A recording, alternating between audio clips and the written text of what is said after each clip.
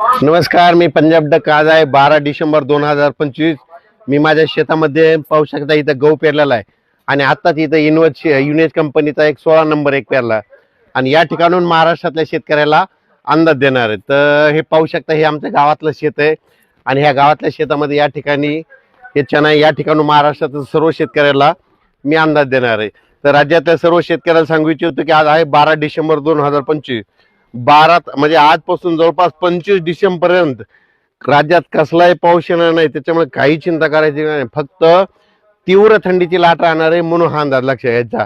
आणि राज्यातल्या सर्व शेतकऱ्याला सांगू इच्छितो, पूर्व विदर्भ, पश्चिम विदर्भ, दक्षिण महाराष्ट्र, उत्तर महाराष्ट्र, कोकणपट्टी, खानदेश, मराठवाडा सगळीकडं सांगायचं झालं तर तीव्र थंडीची लाट राहणार आहे म्हणून हा अंदाज लक्षात घ्यायचा.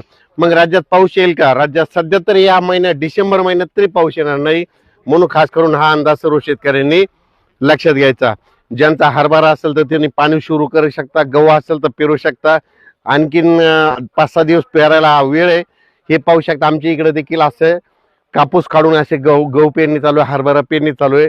आणखीन 4-5 दिवस पेरलं तर जमतंय, फक्त उतार थोडा कमी येत आहे म्हणून थोडी संख्या वाढवावं लागते, अंतर कमी करावं लागते म्हणून हे लक्षात घ्यायचं.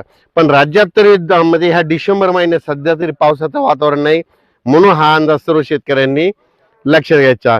म्हणजे सांगायचं झालं तर पश्चिम महाराष्ट्राकडून सातारा, सांगली, सोलापूर, कोल्हापूर, पुणे ह्या पट्ट्यात कसलाही कुठं पाऊस देखील पडणार नाही, आभाळ देखील येणार नाही, पण थंडी मात्र तीव्र राहणार नाही हे म्हणून हे लक्षात घ्यायचं.